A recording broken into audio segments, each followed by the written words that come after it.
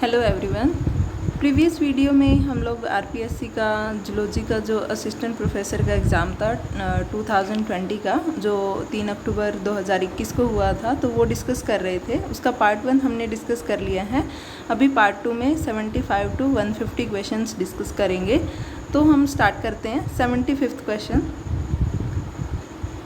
Which of the following describes the ability of a single gene to have multiple phenotypic effects? तो इसका answer हो जाएगा सी, प्लियोट्रोपिज्म, क्योंकि इसके नाम से ही पता चल रहा है। प्लियो मतलब मैनी, ट्रोपिज्म मतलब फॉर्म्स, बहुत सारी फॉर्म। जब एक सिंगल जीन मतलब एक जीन सिंगल है बट ये कंट्रोल कर रहा है बहुत सारे फिनोटिपिक इफेक्ट को, तो इसको प्लियोट्रोपिज्म बोलते हैं। तो इसके एग्जाम्पल होते हैं सिकल सेल अनीमिया में, जिसमें कि बीटा चेन होती है, उसमें ग्लूटामिक एसिड वैलिन से रिप्लेस हो जाता है। ये इसका दूसरा बहुत ही important example Mendelian garden pea में भी देखने को मिला था। जब मेंडल एक्सपेरिमेंट कर रहे थे, उसमें जो फ्लावर का कलर है वो सीड कोट के साथ प्लियोट्रोपिज्म शो कर रहा था। मतलब जो फ्लावर के कलर का जो जीन है वो सीड कोट को भी अफेक्ट कर रहा है, उसको भी, उसके इफेक्ट को भी कंट्रोल कर रहा है, उसके फिनोटिपिक इफेक्ट को। नेक्स्ट क्वेश्चन है 76, Duchenne muscular dystrophy is sex linked recessive disorder, is common in boys, girls can be carrier and mildly affected, why? तो इन्होंने क्योंकि बोला ही हुआ है कि ये सेक्स लिंक्ड और रिसेसिव है, तो इसका मतलब है कि इसके जो जीन्स हैं वो एक्स क्रोमोसोम पे लोकेटेड हैं और काउंटर में कोई और क्रोमोसोम अवेलेबल नहीं है मेल में। तो अगर एक एक्स क्रोमोसोम अफेक्ट हो जाता है तो कोई भी, क्योंकि only one allele is present, और अगर वही इफेक्ट हो जाता है या डिजीज कंडीशन में है तो कोई और बैलेंस करने के लिए नहीं है, इसलिए मोर कॉमन इन फीमेल्स मिलती हैं, मोर कॉमन इन मेल्स मिलती हैं दिस टाइप ऑफ डिजीजेस। तो इसका आंसर इसलिए फर्स्ट हो जाएगा, that sex linked traits are less common in females. Next question है 77, in an individual 4 genes PQRS are present on a chromosome. What would be the correct order of these genes on chromosome if distance between the genes are? तो PQRS के बीच में respective distance दे रखी है। तो ये तो एक, मैं कहूँगी, रीजनिंग का क्वेश्चन ज़्यादा है। तो आप जब भी अरेंज करके देखोगे ये गिवन डिस्टेंस को, तो आप अपने आप उसका सीक्वेंस निकाल पाओगे। तो इसका आंसर सेकंड हो जाएगा, PRQS। तो क्योंकि जैसे जैसे हम लोग ये डिस्टेंस को हम कॉपी पे लिखेंगे तो वैसे वैसे हमारा आंसर आ जाएगा। तो ये इजी क्वेश्चन हो जाएगा। नेक्स्ट है 78, the type of mutation which produce top codon in mRNA is. तो इसका आ जाएगा थर्ड आंसर, नॉनसेंस म्यूटेशन। क्योंकि म्यूटेशन 3 तरीके की पढ़ते हैं हम लोग, एक होती है फ्रेम शिफ्ट, एक होती है मिससेंस और एक होती है नॉनसेंस, और एक साइलेंट म्यूटेशन भी होती है, सॉरी। तो फ्रेम शिफ्ट तब होती है जब 1 और 2 एक्स्ट्रा बेस पेयर ऐड होते हैं या फिर डिलीट हो जाते हैं, तो पूरे के पूरे फ्रेम को शिफ्ट कर देते हैं। साइलेंट म्यूटेशन जब होती है जब मतलब एक अमाइनो एसिड नहीं, मतलब एक पर्टिकुलर न्यूक्लियोटाइड की जगह दूसरा रिप्लेस हो जाए। लेकिन क्योंकि कोडॉन की डिजेनरेसी प्रॉपर्टी होती है, डिजेनरेशन मतलब बहुत सारे कोडॉन मिलके एक ही अमाइनो एसिड को कोड करते हैं, ये प्रॉपर्टी होती है हमारे कोडॉन की। तो इस प्रॉपर्टी की वजह से वो जो म्यूटेशन हुई है वो डिटेक्ट नहीं होती है और इसकी वजह से नॉर्मल प्रोटीन ही बनता है। तो इसलिए जो म्यूटेशन हुई वो साइलेंट मोड में रही। थर्ड होती है मिससेंस।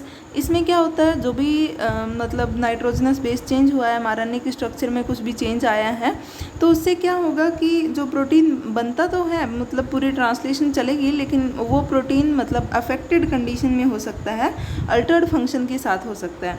तो इसको मिससेंस म्यूटेशन बोलते हैं। नॉनसेंस में क्या होता है कि ट्रांसलेशन बीच में ही स्टॉप हो जाता है, मतलब बीच में कोई ट्रांसलेशन वाला कोडॉन ऐड हो जाता है, इंसर्ट हो जाता है, तो नॉर्मल ट्रांसलेशन स्टॉप हो जाती है, प्री मैच्योर उसका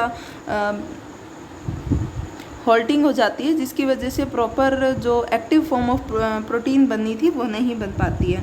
तो इसीलिए इसका नॉनसेंस आएगा।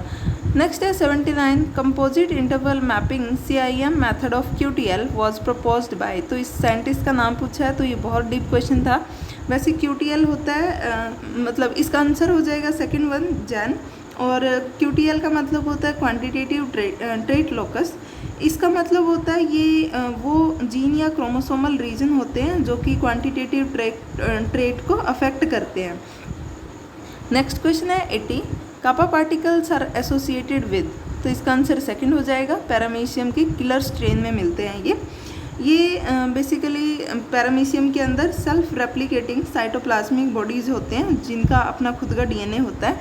और अगर हम थोड़ा और डिटेल में पढ़ें तो ये एक तरीके के बैक्टीरिया ही होते हैं जो कि पैरामीशियम के जो किलर स्ट्रेन होती है स्पेसिफिक उन्हीं में प्रेजेंट होते हैं। किलर मतलब इनकी वजह से ही बनता है पैरामीशियम किलर।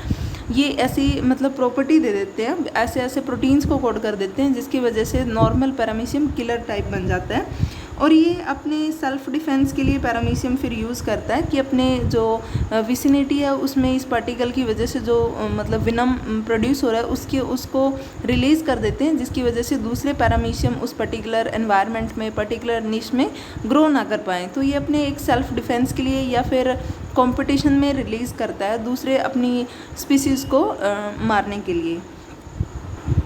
और अगर थोड़ा और इसके बारे में पढ़ें वो भी चीज़ इम्पोर्टेंट है कि ये जो कापा पार्टिकल्स होते हैं ये साइटोप्लाज्मिक इनहेरिटेंस को शो करते हैं। एक और एग्जांपल है जो साइटोप्लाज्मिक इनहेरिटेंस को शो करते हैं, एक और करैक्टर है जैसे कि स्नेल्स में शेल की कोयलिंग होती है ना, वो करैक्टर भी इसी चीज़ को शो करता है। और इसके बारे में क्वेश्चन बनते हैं, मतलब नेक्स्ट क्वेश्चन पेपर में आपसे ये पूछा जा सकता है कि साइटोप्लाज्मिक इनहेरिटेंस किस किस में देखने को मिलता है, तो ये चीज़ आप ज़रूर करें। नेक्स्ट है 81, in the drosophila if the X chromosomal and autosomal sex ratio X ratio A ratio is 0.75 then what would be the phenotype for this ratio.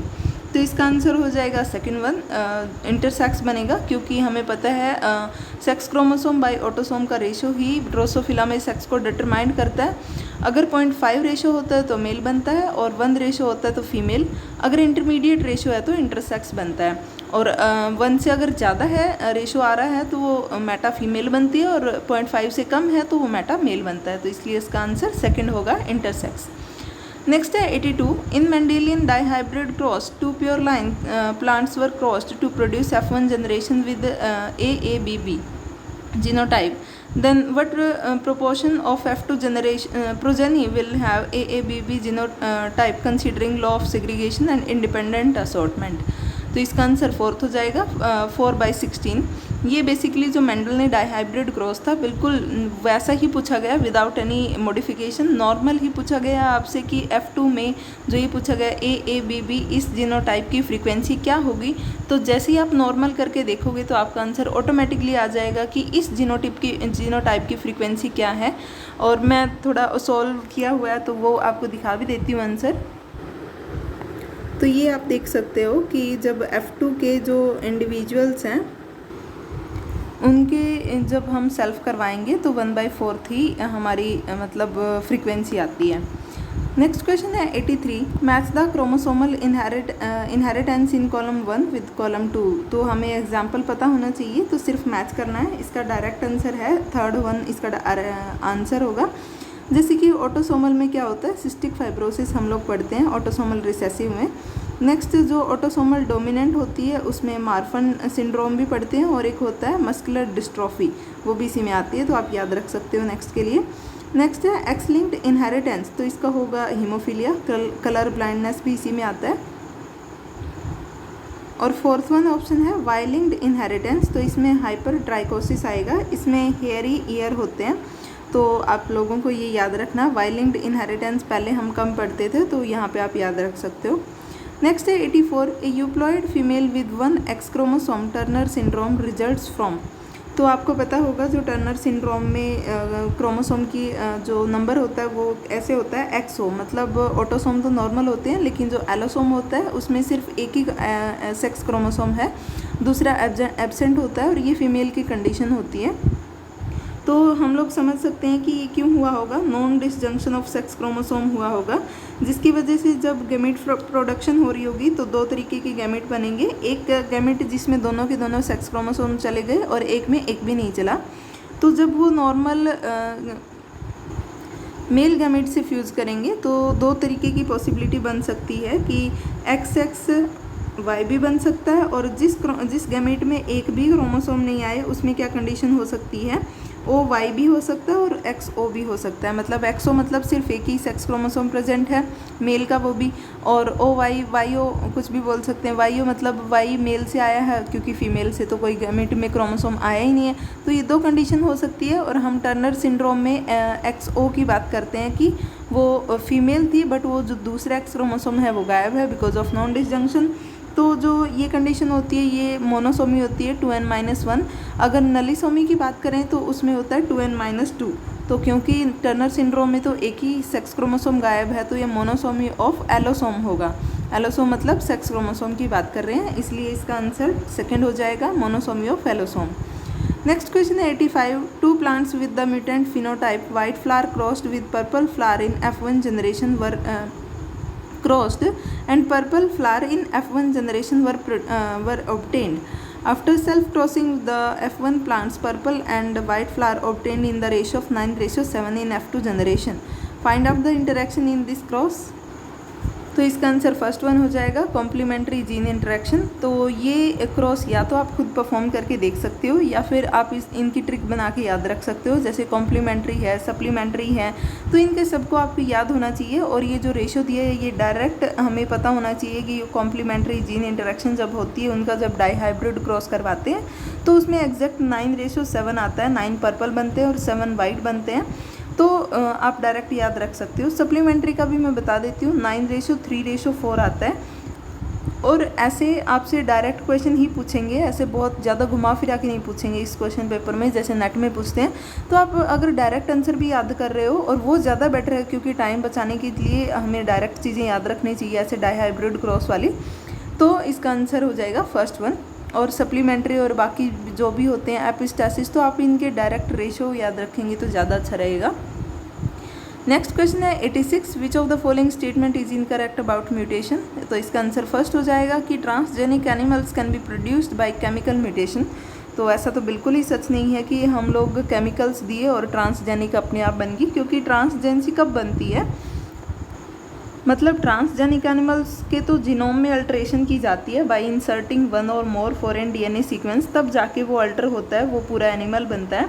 तो मतलब बाय केमिकल्स तो हम लोग ये हो सकता है कि जो एम्ब्रियो बन रहा है उसमें और ज़्यादा अल्ट्रेशन आ जाएंगी, म्यूटेशन आ जाएंगी जो कि हार्मफुल हो सकती हैं। तो ट्रांसजेनेसिस वैसे पॉसिबल बिल्कुल नहीं है। बाकी जो ऑप्शन है वो बिल्कुल सही है, जैसे mutation play important role in evolution, हमें पता है बहुत इंपॉर्टेंट रोल है म्यूटेशन का। नेक्स्ट है mutation can induce deleterious effect on normal gene sequence. हाँ बिल्कुल सही बात है कि डिलीटीरियस इफेक्ट भी हो सकते हैं, म्यूटेशन हमेशा बेनिफिशियल हो ये ज़रूरी नहीं है। नेक्स्ट है म्यूटेशन मे और may not produce noticeable phenotype. हम साइलेंट म्यूटेशन की बात कर चुके हैं कि साइलेंट हो सकती हैं। नेक्स्ट है 87। Coat colour in rabbit is controlled by 4 different alleles with independent assortment. Find out the possible genotype in different population of rabbit. तो इसका आंसर हो जाएगा सेकंड वन, मतलब 10 different type of genotypes possible हो सकते हैं। क्योंकि आप खुद भी परफॉर्म करके देख सकते हो कि मान लो 4 तरीके की जीन है पॉपुलेशन में, A, B, C और O, ठीक है। तो इनके पॉसिबल कम्बिनेशन बना के देख लो, वही जीनोटाइप होगा। जैसे A-B हो सकता है, A-C और A-O, 3 तो ये हो गए। नेक्स्ट हम B-C-B-O, 2 ये हो गए। नेक्स्ट C-O के साथ कम्बिनेशन कर सकते हैं, या फिर हाँ बाकी तो हो गए, C-O के साथ कर सकता है, ठीक। और क्या हो सकते हैं, A के साथ भी आ सकता है, B के साथ, C के साथ और O। तो ये टोटल जब मिलाएंगे तो हम 10 पॉसिबल डिफरेंट जीनोटिपिक कम्बिनेशन बन सकती हैं। ये चीज़ आप कहाँ से याद कर सकते हो पता है, जैसे हमारे जो ब्लड ग्रुप का डिटर्मिनेशन होता है वहाँ पे 3 डिफरेंट टाइप के जीन्स होते हैं पॉपुलेशन में, जो कि हमारे ब्लड टाइप को डिटरमाइन करते हैं। तो वहाँ पे जब आप काउंट करते हो तो कितने तरीके के जीनोटाइप निकलते हैं, 6 टाइप के, और फिनोटाइप 4 टाइप्स के। फिनोटाइप मतलब कितने तरीके के ब्लड ग्रुप हो सकते हैं, A-B और O, लेकिन जीनोटाइप पॉसिबल कम्बिनेशन 6 तरीके के हो सकते हैं। यहाँ वहाँ पे 3 जीन थे, यहाँ पे 4 जीन से पूछ लिया, तो आप बिल्कुल सिंपल है, थोड़ा कंपेयर करके थोड़ा सा आपको याद आए या फिर खुद करके आप आंसर निकाल सकते हो। नेक्स्ट है 88। Match the following and choose the correct option. तो हमें बताना है कि कौन सी थ्योरी किसने दी थी। तो जो मटेरियल, इसका आंसर हो जाएगा 88 का 1, क्योंकि जो मटीरियलिस्टिक थ्योरी दी थी वो दी थी हैकल ने। देन है थ्योरी ऑफ स्पॉन्टेनियस जनरेशन, तो इसके बारे में बोला था वॉन हेलमोंट ने। नेक्स्ट है थ्योरी ऑफ बायोजेनेसिस की मतलब प्रीवियस लाइफ से ही लाइफ आती है, तो ये बोला था फ्रांसिस्को रेड्डी ने, और इसने एक्सपेरिमेंट किए थे तब जाके इसने बोला था कि नॉन लिविंग से लिविंग थिंग्स नहीं बनती हैं, जबकि लिविंग से ही लिविंग का ओरिजिन हुआ है। नेक्स्ट है बायोकेमिकल ओरिजिन ऑफ लाइफ, तो ये AI ओपेरिन ने दी थी, क्योंकि इन्होंने ओपेरिन एंड एंड हार्डिन दोनों ने थ्योरी दी थी कि केमिकल इवोल्यूशन हुआ है, पहले नॉर्मल केमिकल कंपोनेंट बने थे, इनऑर्गेनिक से ऑर्गेनिक लाइफ का ओरिजिन हुआ, तो ये ओपरेन एंड हार्डिन ने प्रपोज की थी थ्योरी। आपको इनकी बुक का नाम भी पूछा जा सकता है, एक क्वेश्चन पेपर में पूछा गया था कि इनकी बुक का नाम है क्या है, तो इनका बुक के नाम ओरिजिन ऑफ लाइफ था, जबकि जो डार्विन थे उनकी बुक का नाम ओरिजिन ऑफ स्पीसीज़ था। और एक जो लमार्क है उन्होंने भी बुक लिखी थी जूलॉजी के फिलॉसफी क्यू, तो वो भी आपको याद रखना है, तो ये किसी की भी बुक पूछ सकते हैं इवोल्यूशन में। नेक्स्ट है 89, Stanley Miller in his experiment synthesise simple amino acid using. तो हमसे पूछा गया कि जब वो एक्सपेरिमेंट कर रहे थे मिलर एंड यूरे, तो उन्होंने कौन कौन से कंपोनेंट्स या कौन कौन से बायोमोलिक्यूल्स या फिर ये नॉर्मल इनऑर्गेनिक मॉलिक्यूल लिए थे। तो ऑक्सीजन तो आप देखते ही काट देना ऑप्शन में हो तो, और जानबूझ के आपको देंगे ऑक्सीजन, लेकिन उस प्रिमिटिव एनवायरनमेंट में ऑक्सीजन था ही नहीं, और मिलर एंड यूरे तो उसको साइमुलेशन कर रहे थे प्रिमिटिव कंडीशंस की, तो ऑब्वियस उन्होंने ऑक्सीजन नहीं ली होगी। तो बाकी सारे तीनों ऑप्शंस में ऑक्सीजन दी हुई है, लेकिन जो थर्ड ऑप्शन है उसमें कोई ऑक्सीजन नहीं है, रिड्यूसिंग कंडीशंस दिखा रखे हैं, तो इसीलिए ऑप्शन भी थर्ड ही हो जाएगा। नेक्स्ट है 90, which one among the following is not included in the Darwin theory of natural selection. तो अगर आपको डार्विन थ्योरी के कंसेप्ट पता हैं तो आपको पता होगा कि ये जो सेकंड जो बात कही गई है use and disuse of organs, तो ये लमार्क ने बात कही थी, ना कि डार्विन ने। डार्विन ने थोड़ा मतलब एडवांस टाइप ऑफ चीज़ें कही थी, उन्होंने ऑब्जर्व करके बोला था कि मतलब जो फर्स्ट ऑप्शन है एनॉर्मस फर्टिलिटी इन ऑर्गेनिजम्स होता है, कि मतलब बायोटिक पोटेंशियल है हर ऑर्गेनिज्म का। नेक्स्ट है सर्वाइवल ऑफ फिटेस्ट भी होता है कि जो बेस्ट होगा वही सर्वाइव करेगा। नेक्स्ट है स्ट्रगल ऑफ फॉर एग्जिस्टेंस भी होता है, तो लेकिन जो सेकंड ऑप्शन है वो करेक्ट मतलब वो इन्होंने बात नहीं बोली थी। नेक्स्ट है बुक फिलोसफिक जूलॉजी के, आ गई ना ये मैंने मतलब एक और एग्ज़ाम में देखी थी, इसलिए मैं आपको बता रही थी कि किसी न किसी की बुक पूछ ही लेते हैं, तो मैं उल्टा बोल रही थी जूलॉजी के फिलोसफिक। यहाँ पे है philosophic zoology was published in 1809, who was the author of this book. तो इसका आंसर हो जाएगा फोर्थ लमार्क। लमार्क ने ये बुक लिखी थी 1809 में। ओरिजिन ऑफ स्पीसीज डार्विन ने 1859 में, ओरिजिन ऑफ लाइफ ओपेरिन ने 1938 में, और मेंडल ने भी बहुत सारी बुक लिखी थी तब, लेकिन आप एक दो बुक का नाम याद रख सकते हो। और उन्होंने 1866 में उनकी बुक पब्लिश हुई थी। नेक्स्ट है 92 question, mutation theory of Hugo de Vries was based on the study of which plant. तो इनसे पूछा गया है हमसे कि इन्होंने कौन से प्लांट पे अपनी स्टडी की थी और म्यूटेशन थ्योरी दी गई थी। तो इसका आंसर थर्ड हो जाएगा इवनिंग प्राइम रोज। इसको ओइनोथेरा लमार्कियाना भी बोलते हैं। अब आप बोलोगे कि लमार्कियाना कैसे इन्होंने नाम लिया, कि क्या कोई मतलब उनके फ़ैन थे क्या? ये फ़ैन नहीं थे। लमार्क जो साइंटिस्ट थे उनके नाम पे बेसिकली एक हर्बेरियम था, और मतलब उससे इन्होंने ये जो मतलब ये जो प्लांट था जिस पे ये काम कर रहे थे वो उससे उन्होंने नॉलेज ली थी उस हर्बेरियम से, एंड देन उन्होंने स्टार्ट किया था अपने मतलब उस प्लांट पे एक्सपेरिमेंट करना। तो इसीलिए उस प्लांट का ही नाम इन्होंने ओइनोथेरा लमार्कियाना रख दिया था। इन्होंने भी एक बुक लिखी थी 1901 में, उसका नाम था डाई म्यूटेशन थ्योरी। नेक्स्ट क्वेश्चन है 93, fossils of dropping of animals और faecal matter are called as. तो इसका आंसर हो जाएगा कोप्रोलाइट। आपको कोप्रो से ही समझ आना चाहिए कि फिकल मैटर का मतलब होता है कोप्रो। ऐसे एक और वर्ड सुना होगा कोप्रोफेगस, तो ये वो एनिमल्स होते हैं जो फिकल मैटर को खाते हैं। तो थोड़ा मतलब अगर आप मीनिंग से देखोगे ना तो बायोलॉजी और भी आसान हो जाएगी। कुछ भी आपको दिया जाता है डेफिनेशन या फिर कुछ भी बोल दिया जाए तो आप उसके मीनिंग पे जाया करो। बायोलॉजी में मीनिंग के बिना कुछ भी नहीं है। तो बहुत सारी चीज़ें, बहुत सारे क्वेश्चंस तो अगर आप मीनिंग से कर लेते हो तो हो जाएंगे। नेक्स्ट जैसे कि माइक्रोफोसिल्स हैं, ये वो फॉसिल या फॉसिल के फ्रेगमेंट होते हैं जो कि अंडर माइक्रोस्कोप देखने पे ही हमें ऑब्जर्वेबल होगी चीज़ें। अगर हम बायो क्लास की बात करें तो ये बायोलॉजिकल ओरिजिन के वो फ्रेगमेंट होते हैं जो कि सेडिमेंट्री रॉक में अब एम्बेडेड हो गए हैं और एक फॉसिल बन गए हैं।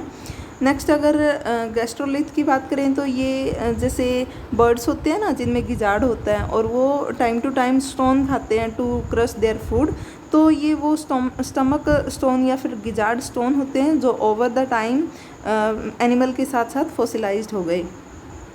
नेक्स्ट क्वेश्चन है 94, which Nobel laureate suggested radio active carbon method for dating of rock and fossils. तो हमसे पूछा गया कि कार्बन मेथड किसने दिया था। इसका आंसर हो जाएगा फर्स्ट वन, WF लिबी ने दिया था। तो ये आपको साइंटिस्ट के नाम याद रखने हैं कि कौन सी डेटिंग किसने दी थी। अभी नेक्स्ट एक और क्वेश्चन आएगा कि लेड वाली डेटिंग किसने दी थी, तो ये भी थोड़ा इंपॉर्टेंट हो जाते हैं। ऑल्दो हम ज़्यादा फोकस नहीं करते हैं ईयर पे एंड साइंटिस्ट पे, बट इसमें RPSC में बहुत क्वेश्चन ऐसे पूछे जाते हैं, कम से कम 5-6 क्वेश्चन तो पूछे ही जाते हैं डेट पे और साइंटिस्ट पे। तो आपको इन चीज़ों पर अभी ध्यान देना है। नेक्स्ट है which era was known as golden period for dinosaur, कि डायनासोर किस में एग्जिस्ट करते थे सबसे ज़्यादा। तो इसका आंसर मीजोजोइक इरा हो जाएगा। Era basically geological time scale में 4 होती हैं, एक होती है Archeozoic, then Paleozoic, then Mesozoic and then Cenozoic. तो मीजोजोइक के 3 पीरियड होते हैं, ट्राइएसिक, जुरेसिक और क्रिटेशियस। तो हमें पता है जुरेसिक में सबसे ज़्यादा डायनासोर मिलते थे और इस पर तो मूवी भी है, तो हम लोग कैसे भूल सकते हैं इसको। नेक्स्ट है question 96 which period is called as the age of the fishes. तो हमसे पूछा गया कि कौन से पीरियड में एज मतलब फिशेज ओरिजिनेट हुई और फ्लोरिश हो गई। तो इसका आंसर हो जाएगा सेकंड वन, डेवोनियन पीरियड। तो आपको याद रखना है, जैसे बहुत सारे और भी आते हैं कि एंजियोस्पर्म किस पीरियड में आए, फिशेज एंड एम्फीबियंस, तो हर एक के बारे में, टेरिडोफाइट्स, ये कुछ इंपॉर्टेंट्स हैं जो बहुत सारे क्वेश्चन पेपर में पूछी जाती हैं। नेक्स्ट है 97 the fossil of Java man were found in 1891 on the bank of Solo river in eastern Java by. तो हमसे साइंटिस्ट का नाम पूछा गया है जिन्होंने ये डिस्कवर किए थे, मीन्स जावा मैन के फॉसिल्स को डिस्कवर किया था। तो इसका आंसर फर्स्ट हो जाएगा डुबॉइस। ये जो मतलब जावा मैन के जो फॉसिल थे ये जावा इंडोनेशिया में मिले थे और जावा मैन होमो इरेक्टस के फर्स्ट नॉन फॉसिल्स हैं होमो इरेक्टस के। और ये अगर हम थोड़ा होमो इरेक्टस के बारे में पढ़ें तो ये 900 cc इनकी ब्रेन कैपेसिटी होती है और कार्निवोरस होते हैं। नेक्स्ट क्वेश्चन की बात करें 98 क्रो मैग्नन मैन लाइव्ड इन। तो हमसे पूछा गया कि क्रो मैग्नन किस जियोग्राफिकल एरिया में मिले। तो इसका आंसर हो जाएगा फोर्थ वन, यूरोप में। अगर क्रो मैग्नन की बात करें तो ये होमोसेपियंस के फर्स्ट फॉसिल थे और होमोसेपियंस का अगर पूछे तो वो अफ्रीका में उनके बारे में मतलब डिटेल मिली थी, वहाँ से इनका ओरिजिन हुआ था अफ्रीका में और इनकी ब्रेन कैपेसिटी 1380 cc होती है। नेक्स्ट क्वेश्चन है 99 इन स्टडी जो geographical distribution of animal Wallace line doesn't run between. तो इन्होंने जो वेलेस थे इन्होंने जो जियोग्राफिकल डिस्ट्रीब्यूशन किया था एनिमल्स का, लेकिन ये पूछ रहे हैं कि वो लाइन कहाँ से होकर नहीं गुजरती है। तो इसका आंसर हो जाएगा fourth one, Sumatra and new Guinea in centre. Next है 100 India is located under following zoo geographical realm. तो हमसे पूछा गया है बेसिकली 6 टाइप के जू जियोग्राफिकल रिल्म्स होते हैं और हमसे इंडिया की पोजीशन पूछी गई है। तो इसका आंसर थर्ड हो जाएगा, ओरिएंटल। अगर हम बाकी 6 की बात करें तो उनके एग्जांपल हैं नियर आर्कटिक, नियोट्रॉपिकल, प्लियोआर्कटिक, इथोपियन, ओरिएंटल और ऑस्ट्रेलिएशियन। इसमें जो इंडिया है वो ओरिएंटल में आता है और सबसे जो लार्ज है, सबसे बड़ा है वो है प्लियोआर्कटिक।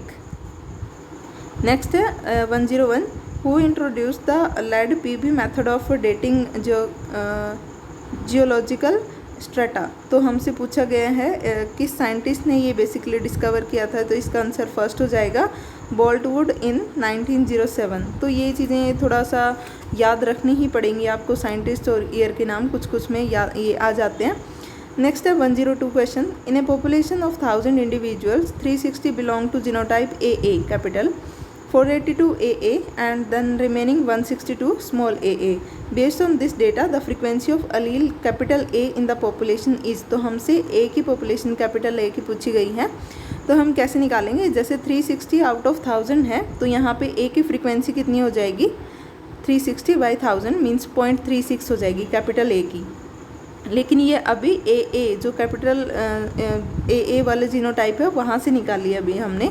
अगर हम जो हेट्रोजाइगोट्स में है 480 इंडिविजुअल्स AA उनके निकालें तो 480/1000 वहाँ पे फ्रीक्वेंसी कितनी हो जाएगी 0.48।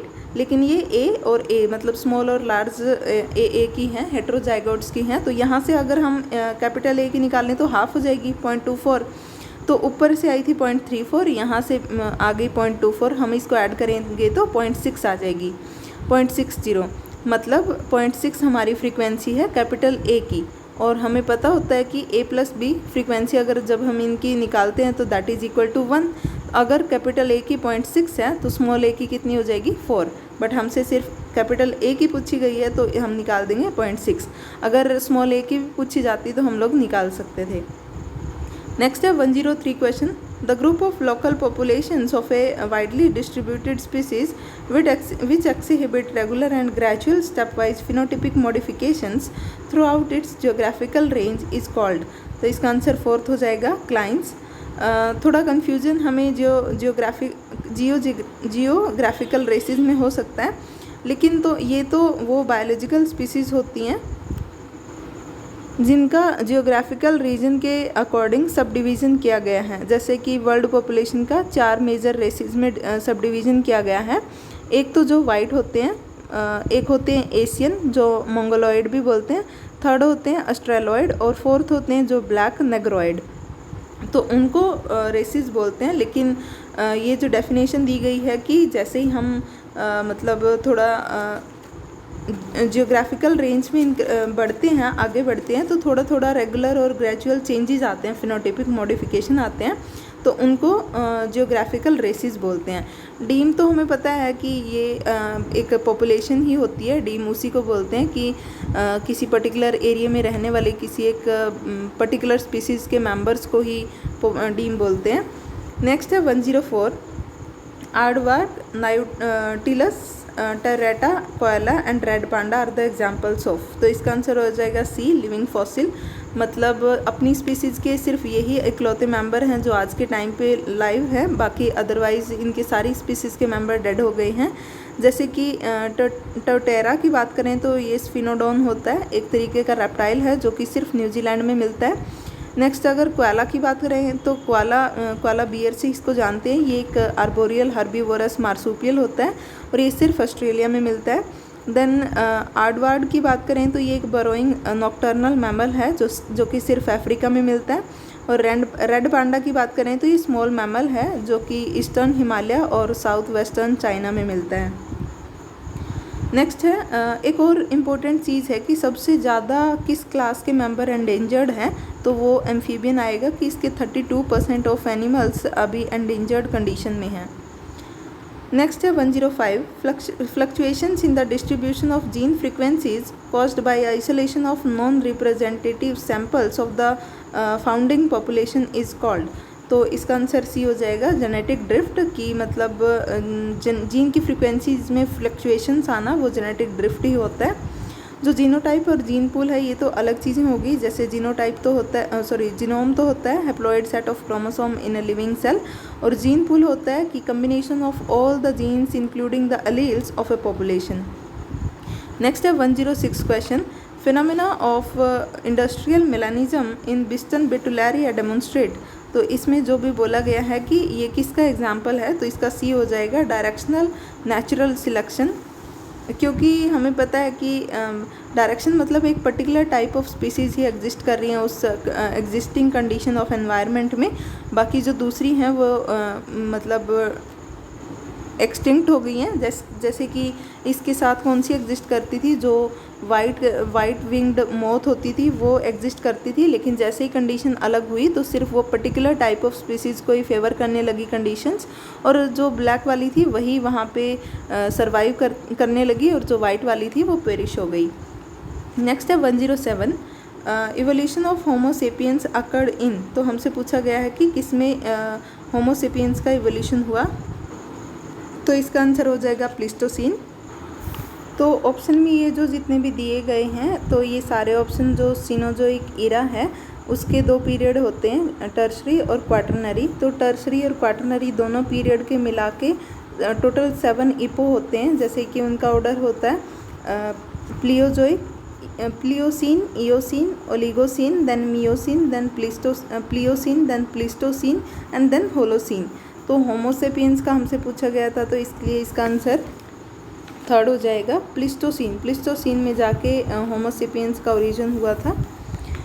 नेक्स्ट है under territorial behaviour Wilson 1975 classified territories into various types. What is the type B territory? तो इसका आंसर हो जाएगा third one, means area of mating and nesting. तो इसमें क्या था कि 6 टाइप की टेरिटरीज बताई गई थी अकॉर्डिंग टू विल्सन 1975 में। जो टाइप ए की थी वो ऑल पर्पस टेरिटरी थी, मतलब all the type of activities उसमें हो सकती थी, अलाउड थी। नेक्स्ट टाइप बी, इसमें सिर्फ नेस्टिंग और मेटिंग ये वाला एरिया आता था। टाइप सी में नेस्टिंग और स्मॉल एरिया अराउंड इट, बहुत पर्टिकुलर हो गई थी, स्पेसिफिक। ऐसे ही टाइप डी, टाइप ई और एफ थी। तो लेकिन हमसे पूछा गया था कि सिर्फ टाइप बी में क्या आता है, तो इसका आंसर इसलिए सी हो गया, मेटिंग एंड नेस्टिंग। नेक्स्ट है 109 question, quick response toward stress is because of. तो इसका आंसर हो जाएगा सेकेंड वन।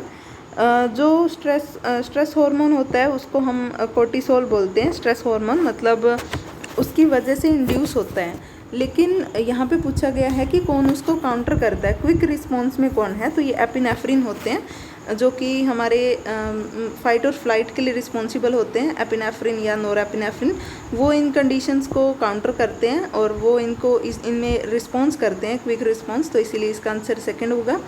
नेक्स्ट है 110 क्वेश्चन कि ए और बी को मैच करना है कि इन स्पीसीज़ को, इन एनिमल्स को किसने स्टडी किया, किस इथोलॉजिस्ट ने। तो इसका आंसर हो जाएगा फर्स्ट वन कि जो जैन वैन लेविक थे उन्होंने चिंपैंजी को डिस्कवर किया था या फिर स्टडी किया था। नेक्स्ट है डियान फोसी, इन्होंने गोरिल्ला को स्टडी किया था। देन है जॉर्ज बी स्केलर, इन्होंने टाइगर को स्टडी किया था। एंड देन लास्ट वन जो है, इन्होंने बैबून्स को स्टडी किया था। नेक्स्ट है 111 in lesion experiment to study eating behaviour which part of the hypothalamus was found as satiety centre. तो हमें पता है हाइपोथैलेमस में ही सैटाइटी और फीडिंग दोनों सेंटर होते हैं, लेकिन हमसे सैटाइटी सेंटर पूछा गया है कि हाइपोथैलेमस का कौन सा पार्ट होता है। तो इसका आंसर फर्स्ट हो जाएगा वेंट्रोमीडियल। अगर हमसे फीडिंग पूछते तो वो लेटरल हो जाता। तो ये दोनों चीज़ें याद रखनी है। नेक्स्ट है 112 in biological clock circadian rhythm is term used for. तो हमें पूछा गया कि सिरकैडियन रिदम कितने आर के लिए यूज़ किया जाता है। तो इसका आंसर हमें पता है फोर्थ हो जाएगा, 24 आर के लिए ही सिरकैडियन रिदम वर्ड यूज़ किया जाता है। नेक्स्ट है 113 biological clocks which are synchronised with the moon phases are called. तो इसका आंसर फर्स्ट हो जाएगा। ऑल्दो हमें लग रहा था कि सेमी ल्यूनर हो सकता है क्योंकि ल्यूनर वर्ड मून से मिलता जुलता है, लेकिन ऐसा नहीं होगा। इसका आंसर सिरके सिनोडिक क्लॉक्स होगा। नेक्स्ट है 114 which bird travel longest distance during migration. तो इसका आंसर फर्स्ट हो जाएगा आर्कटिक टर्न, क्योंकि लॉन्गेस्ट डिस्टेंस पूछा है इसीलिए।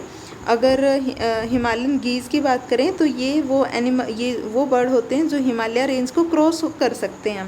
अगर वैसा क्वेश्चन होता, क्योंकि ये SPPSC में क्वेश्चन पूछा गया था कि कौन सा बर्ड होता है जो हिमालयन रेंज को क्रॉस कर लेता है, तो और लेकिन अगर हमसे यहीं पे अगर थर्ड क्वेश्चन पूछा जाता कि हाईएस्ट फ्लाइट कौन सा बर्ड शो करता है, तो उसमें वल्चर हो जाता है। तो अलग अलग क्वेश्चन के बेस पे आंसर अलग अलग होंगे, तो आपको सारे याद रखने हैं। नेक्स्ट है fish migration from sea to fresh water and from fresh water to sea but not for breeding. तो इसका आंसर हो जाएगा फर्स्ट वन एम्फीड्रमस, मतलब कभी फ्रेश वाटर से सी और सी टू फ्रेश वाटर।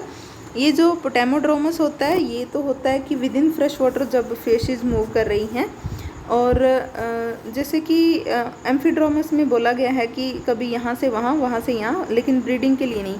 तो दूसरा इनका पर्पस होता है फूड के लिए मूव करती हैं, कभी इस एनवायरनमेंट में तो कभी उस एनवायरनमेंट में।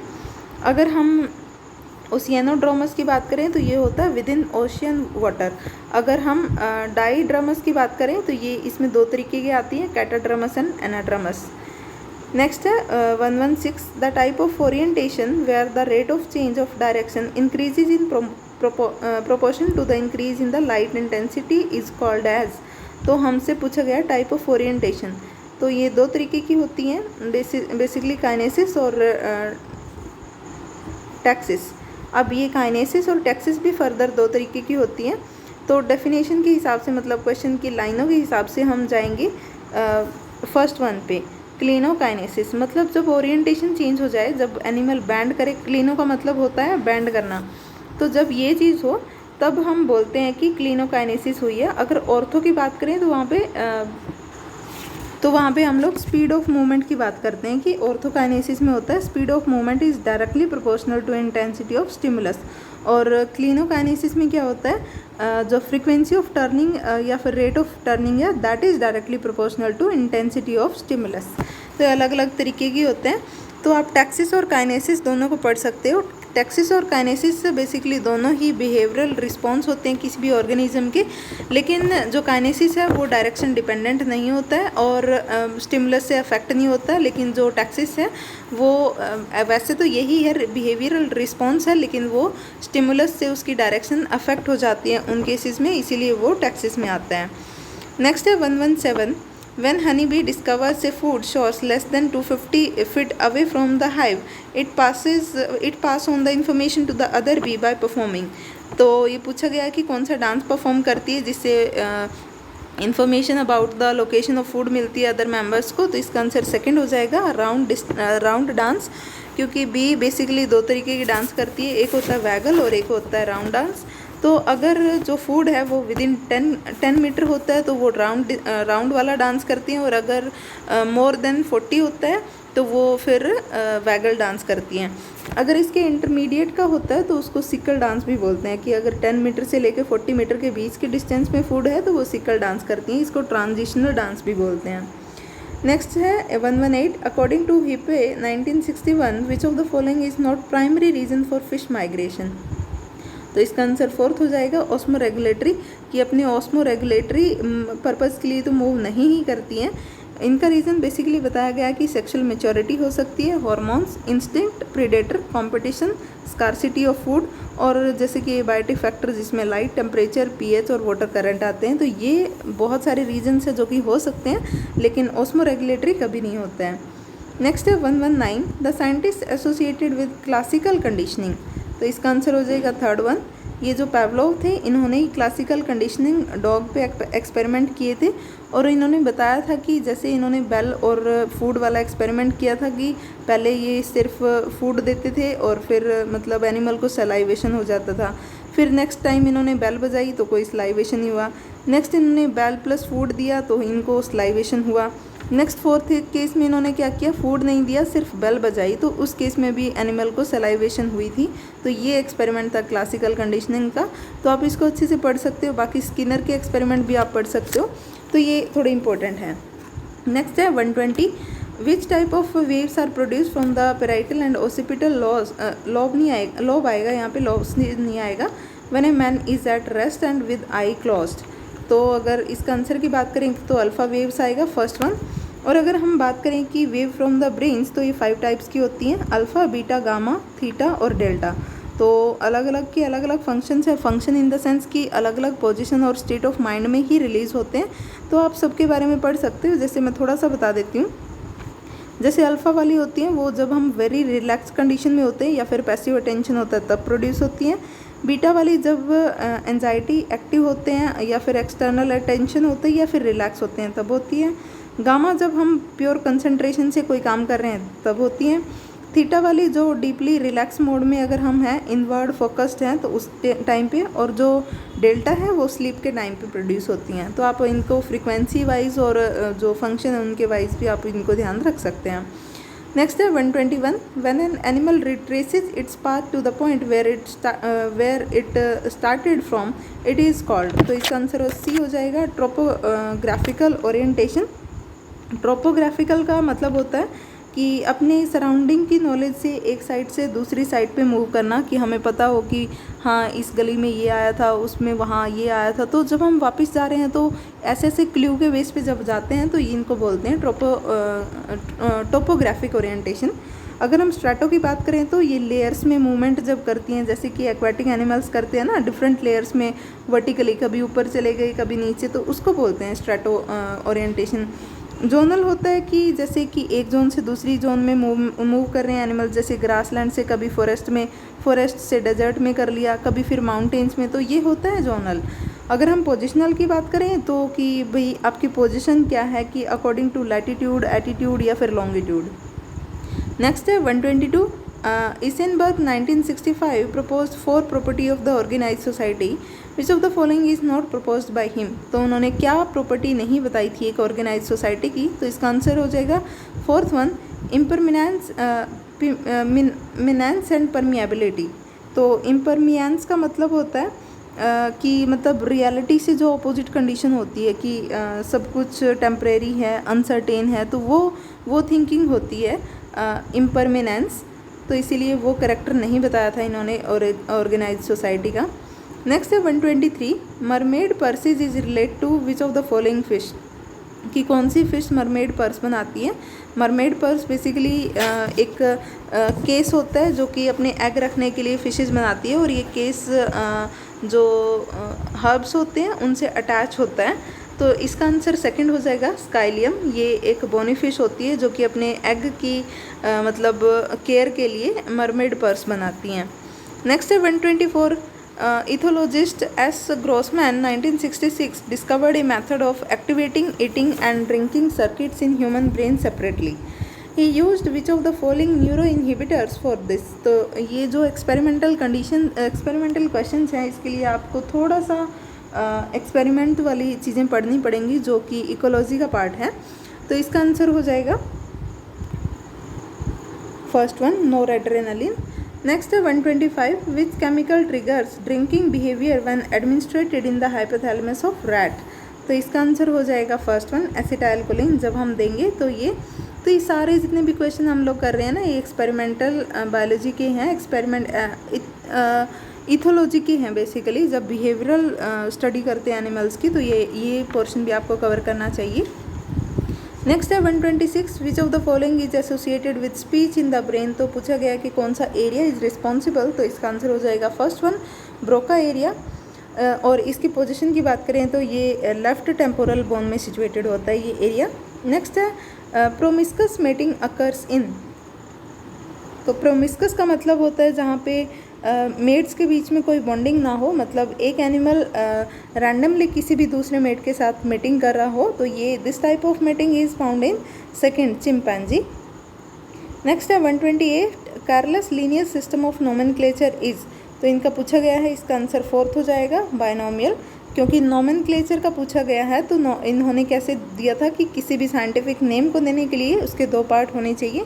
First one is specific epithet and second is generic name, तो इसलिए बायनोमियल बन गया था। नेक्स्ट है 129, द लेवल। हाँ, इस क्वेश्चन से मुझे याद आता है कि जो क्लासिफिकेशन की गई थी एनिमल्स की, तो उसके बेस पे भी था कि एनिमल्स नहीं, मतलब जो लिविंग ऑर्गेनिजम्स है उनकी। तो जो 2 किंगडम क्लासिफिकेशन है, नेचुरल है, आर्टिफिशियल है, तो उनके साइंटिस्ट के नाम भी आप लोग याद कर सकते हो। नेक्स्ट है 129, the level at which the species are characterised and named is called as. तो इसका आंसर हो जाएगा first one, alpha taxonomy. Alpha taxonomy basically 3 तरीके में डिवाइड की गई है, अल्फा, बीटा और gamma, according to Mayr 1969। Alpha होता है कि स्पीसीज़ को करेक्टराइज करना और उनको नेमिंग करना। बीटा में होता है कि स्पीसीज़ को नेचुरल सिस्टम में अरेंज करना, नेचुरल सिस्टम के अकॉर्डिंग। गामा में होता है कि study of various biological and evolutionary aspect, मतलब उसकी इवोल्यूशनरी हिस्ट्री को चेक करना। देन वो लास्ट लेवल पे होता है, गामा टैक्सोनॉमी में आता है। नेक्स्ट है 130, which phylum has a true Seelam.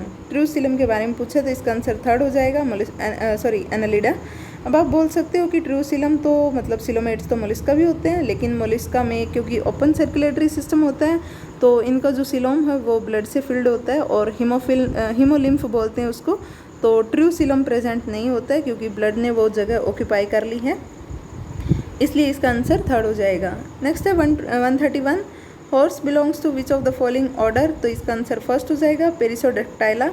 आपको पेरिसोडेक्टाइला में और आर्टियोडेक्टाइला में मतलब कन्फ्यूजन हो सकता है, लेकिन पेरिसोडेक्टाइला में ओड टॉयड एनिमल्स आते हैं और आर्टियो में इवन टॉयड एनिमल्स आते हैं। जैसे कि पेरिसो में एनिमल आएंगे हॉर्स और राइनोसिरोस, और इवन टॉयड में आएंगे आर्टियोडेक्टाइला में कैटल, शिप, गॉट और डियर। नेक्स्ट है 132 five kingdom classification of classification suggested by R.H. Whittaker is not based on. तो पूछा गया कि कौन सा करेक्टर क्लासिफिकेशन का बेसिस नहीं था, तो इसका आंसर हो जाएगा second one, mode of production. तो ये करेक्टर बिल्कुल नहीं था, क्योंकि जो न्यूक्लियस है या नहीं उसके बेस पे तो यूकैरियोटिक और प्रोकैरियोटिक डिवाइड कर दिए थे इसने। मोड ऑफ न्यूट्रिशन पे बताया था कि सेप्रोफिटिक कौन है, हेट्रोट्रोपिक कौन है, ऑटोट्रोपिक कौन है। कॉम्प्लेक्सिटी ऑफ बॉडी ऑर्गेनाइजेशन भी बताया था कि कौन से यूनिसेल्युलर होंगे, कौन से मतलब मल्टी सेल्युलर होंगे। तो ये सारी चीज़ें तो बताई थी, लेकिन मोड ऑफ प्रोडक्शन के बेस पे इसने क्लासिफिकेशन नहीं दी थी। नेक्स्ट है 133 रेट्रोग्रेसिव मेटामॉर्फोसिस अकर्स इन। तो इसका आंसर हो जाएगा हेमिकोडेटा। ऐसा इसलिए क्योंकि ये यूरोकोडेटा से बिलोंग करता है, सब फाइलम से, और इसका जो लार्वा होता है वो फ्री स्विमिंग होता है, उसमें नोटोकोड होता है। बहुत सारे एडवांस करैक्टर होते हैं, लेकिन एडल्ट क्योंकि सिडेंट्री हो जाता है, नोटोकोड गायब हो जाती है, और बाकी भी बहुत सारे ऐसे करैक्टर हैं जो कि रिग्रेस हो जाते हैं, एडवांस करैक्टर, इसीलिए उसको रेट्रोग्रेसिव मेटामॉर्फोसिस भी बोलते हैं। वैसे यहाँ पे एक और बहुत कॉमन एग्जाम्पल है यूफेगिरस हर्मिट क्रैब का, और एक होता है स्कॉर्पियन। इन दोनों में भी रेट्रोग्रेसिव होती है और ये एग्जाम में आते हैं, तो ये इंपॉर्टेंट आप लोग याद रख सकते हो। नेक्स्ट है 134 the vertebrate does not have. तो वर्टिब्रेट्स में क्या नहीं होता है, तो फोर्थ वन हो जाएगा नीडोब्लास्ट, क्योंकि नीडोब्लास्ट तो जो नीडो मीन्स जो सिलेंड्रेट्स होते हैं उनका स्पेसिफिक करेक्टर होती है, तो इसलिए ये वर्टिब्रेट में नहीं होता। बाकी जो करेक्टर हैं कि स्केल्स हैं, क्लो हैं, टेल हैं, तो ये तो हमें पता है कि ये तो होते हैं। 135 in humans stapes hyoid cartilage thyroid cartilage tracheal cartilage are the modification of. तो पूछा है कि इनका ओरिजिन कहाँ से होता है, तो इसका आंसर फोर्थ हो जाएगा फेरेंजियल गिल स्लिट्स, क्योंकि ह्यूमन में फेरेंजियल गिल स्लिट्स एडल्ट में नहीं होती हैं। तो ये जब एम्ब्रियो बन रहा होता है तो ये गिल स्लिट्स इन सारे जो स्ट्रक्चर्स हैं उनमें डेवलप हो जाती हैं, उनमें मॉडिफाई हो जाती है, चेंज हो जाती है, तो इसीलिए फेरेंजियल गिल स्लिट इसका करेक्ट आंसर हो जाएगा। नेक्स्ट है 136 the adult animal of which phylum is radial symmetrical but their larva exhibit bilateral symmetrical.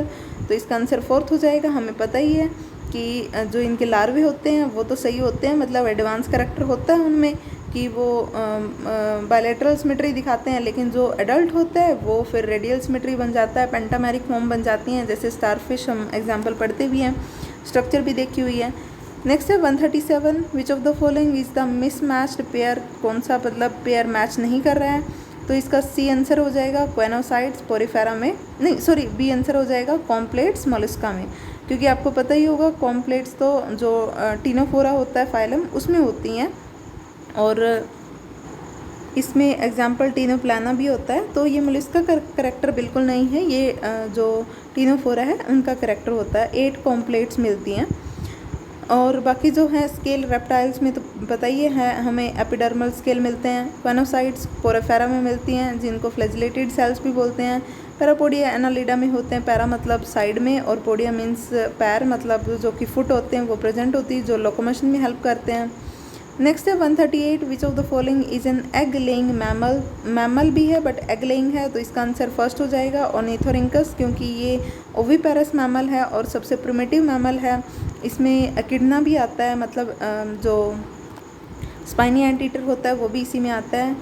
Next है 139 which of the following is not a order of class Echinoidea of the phylum echinodermata.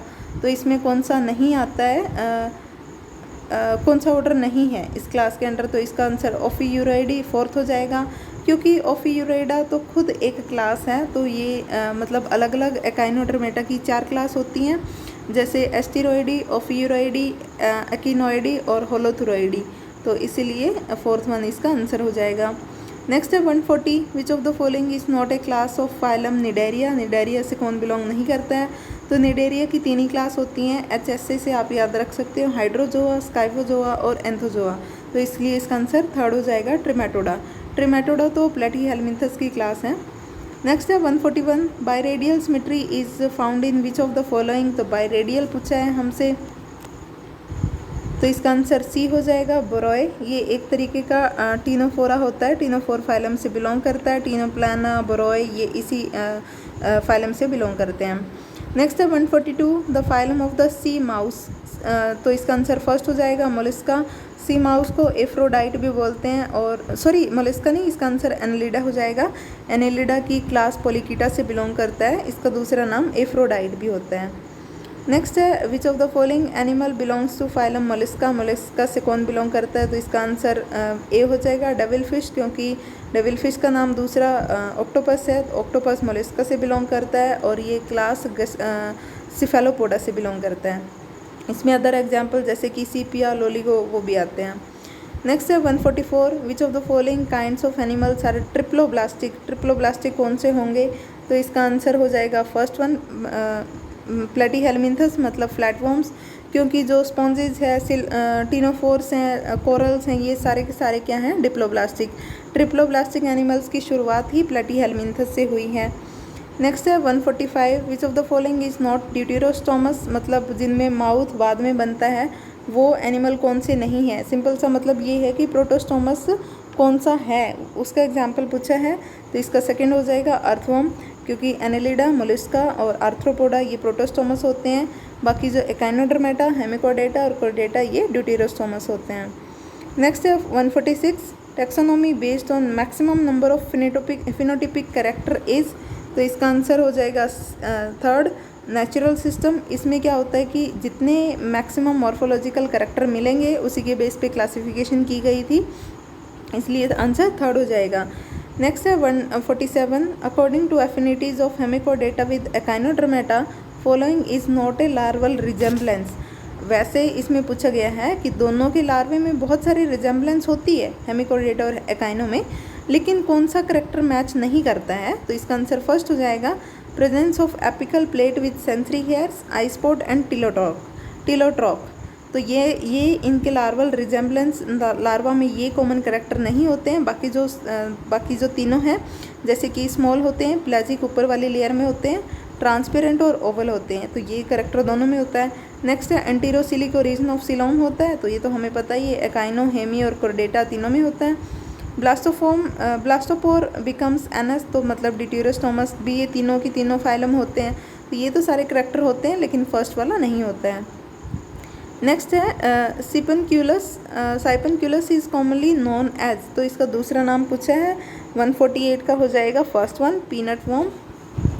ये एक marine Annelida होता है, और अगर लगवर्म की बात करें तो वो भी उसका दूसरा नाम इरेनिकोला होता है और वो भी मराइन एनेलिडा होता है। नेक्स्ट है 149 विच of the following is not a larva of starfish, तो स्टारफिश का लार्वा इसमें से कौन सा नहीं है, तो आप ट्रिक बना के याद रख सकते हो, क्योंकि जो एकाइनोडर्मेटा है उसमें 5 तरीके के लार्वे मिलते हैं, 5 नहीं 6 तरीके के मिलते हैं, जैसे बाइपिनेरिया, ब्रैक्यूलेरिया, डाइप्ल्यूरा और एकाइनोलेरिया, प्लूटियस एंड यूरिकुलेरिया। तो हमसे स्टारफिश का पूछा गया है जो कि स्टीरोइडी क्लास से बिलोंग करता है, तो इसमें डाइप्ल्यूरोला, बाइपिनेरिया और ब्रैक्यूलेरिया ये तीनों तो होते हैं, लेकिन जो यूरिकुलेरिया होता है वो नहीं होता है। यूरिकुलेरिया बेसिकली होलोथुरोइडी क्लास का लार्वा होता है, तो इसलिए इसका आंसर फोर्थ हो जाएगा। नेक्स्ट है 150 how many arms are present in Antedon. Antedon को सिलिली भी बोलते हैं, तो इसका आंसर फिफ्थ हो जाएगा।